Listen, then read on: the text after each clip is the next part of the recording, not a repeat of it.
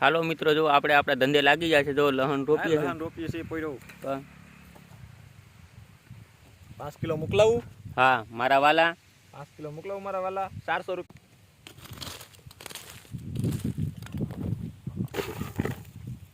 જો આમ રોપતા જાય છે. એક પાક દેશી હો.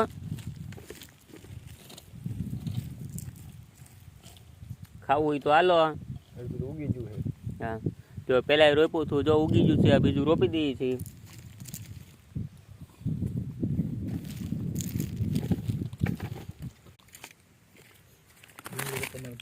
કદળે હાર કરી દીધું.